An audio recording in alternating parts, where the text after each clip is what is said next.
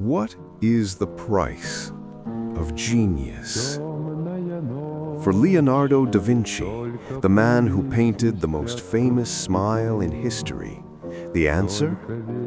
It was a secret he carried in the stains on his hands and the stench in his clothes. We know the legend, the painter, the inventor, the ideal Renaissance man. But to create his perfect vision of life, he first had to become an intimate student of death. This is the story, not of the master in the sunlit studio, but of the shadowed figure in the cold room, where beauty was reverse engineered from the corpse. Florence, early 1500s. The human body is God's sacred temple. To cut it open is heresy, a crime punishable by excommunication or worse. Medical knowledge is 1,500 years out of date. But Leonardo's mind burns with questions no book can answer. What makes a tendon pull? How does a heart truly beat? Where does the soul reside? He writes in his mirror script code, "I wish to work miracles." To perform his miracle of understanding, he must break the ultimate taboo. He finds an accomplice, Marcantonio della Torre, a progressive anatomy professor from Pavia University. Della Torre provides academic cover. Leonardo provides the artist's unparalleled eye. Their laboratory? Hidden, likely in the hospital's basement or a secluded wing. Their subjects? The nameless and the condemned, executed criminals from the Bargello prison, unclaimed paupers. Leonardo writes of the grim logistics of working in the company of the dead, of having to race against decay, sometimes completing a dissection over consecutive, sleepless nights. Now, this is where simple dissection becomes something more profound and unsettling.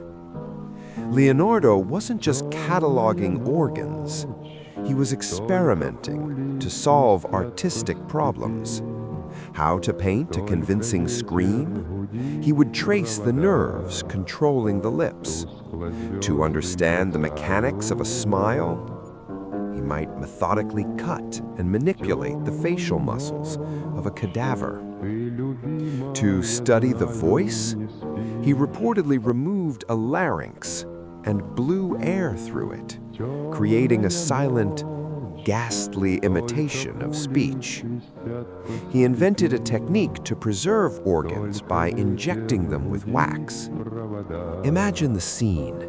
The greatest painter of his age, not with a brush, but with a syringe and a scalpel, meticulously mapping the terrain of human emotion onto lifeless flesh. This wasn't ghoulish curiosity.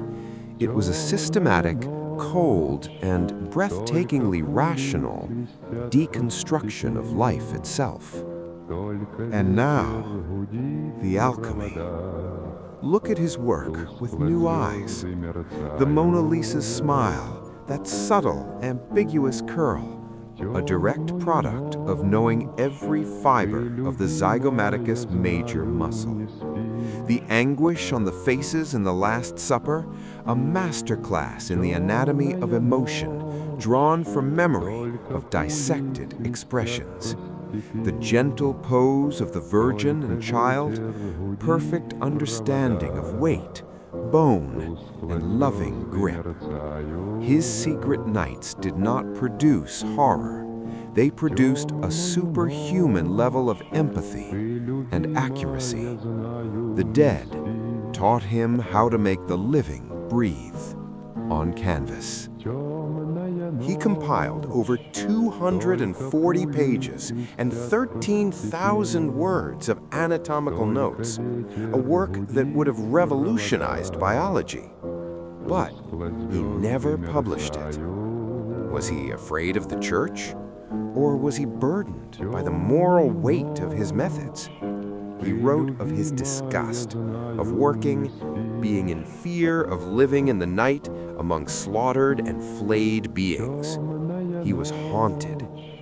So, was Leonardo da Vinci a monster or a martyr for science? He was neither. He was a man who stared unflinchingly into the darkest truth of mortality so that he could capture the brightest illusion of life.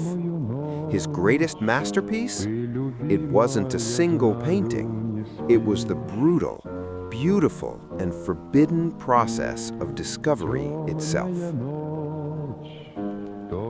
What do you believe? Was his quest justified by the beauty it created? Debate below, and if you want to uncover more stories where history's light is cast by a dark flame, subscribe. We go beyond the textbook.